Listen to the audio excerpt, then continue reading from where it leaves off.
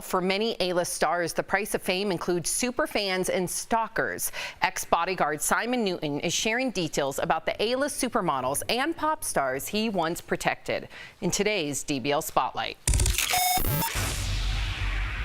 Simon, welcome to DBL. Although you have caught the acting bug, you've worked closely with some of the biggest stars as a bodyguard. Now, Michael Jackson was your first celebrity client, so I want to know, what were you doing before you got that call? Going back a little bit, I was in the military, British Army, but I was already working as a bodyguard in the Middle East at the time for American Oil Company and then a little bit for the British government, and around that time is when I got the call for Michael Jackson. During the time you worked for the King of Pop, he covered his children's faces to protect them.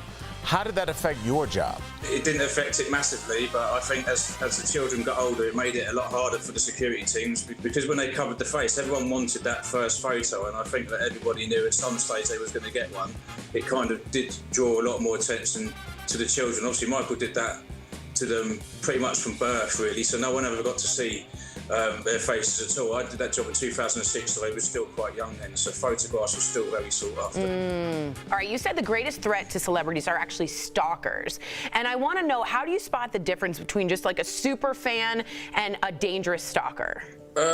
Normally, unfortunately, with stalkers, mental health's often connected with it. But I think super fans are all T-shirts, balloons, nice gifts, and they're just kind of always there, whereas stalkers, obviously, they're there all the time. Sometimes the gifts aren't so nice. They also often seem to have some sort of, or believe they have some sort of physical attachment, whether it's boyfriend, girlfriend, married, brother, sister, or maybe went to school together.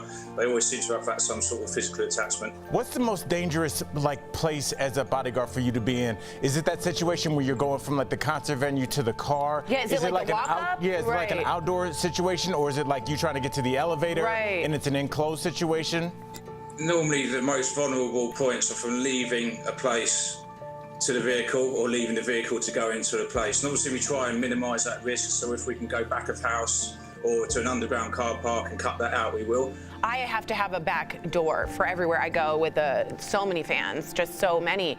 There was one guy. There was one man. And he it was my dad. He was just parking next to you. He didn't know who you were. Other than Michael Jackson, what celebrity client presented you with the greatest challenge? Good question. Probably Kendall Jenner or Bella Hadid, mainly because of their sort of model presence. They're very, I mean, the pair of them are probably some of the most packed models today. It's weird because you think of the Jenners really specifically and the Kardashians, and there's a magnetic sense of just people come from everywhere for those people just for the Instagram pic. Am I right? Yeah, and that's the thing. It's not just, I mean, some people are not even sure who they are, you know, what it is or what they do. But they just see them on social media, so they know. You know, there's loads of different ways you can know celebrities these days, other than seeing them for actually the thing they do now. All right, so before we go, we got to ask a speed round of questions and have you quickly answer. All right, with the name of a former celebrity client. Are you ready? Who is the nicest celebrity you worked with? Bella Hadid. Bella Hadid, that's good to hear. Well, this is speed, so that means you can't have commentary after every answer he gets. I'm sorry, go. Who was the biggest diva? Biggest Naomi Campbell. Who smells the best, without thinking about it? That's a tough one. I've never really been on a job where I felt like I needed to start sniffing the people I was looking after. Simon, thank you so much for joining us. We'll also keep an eye out for you on the big screen. Keep us posted.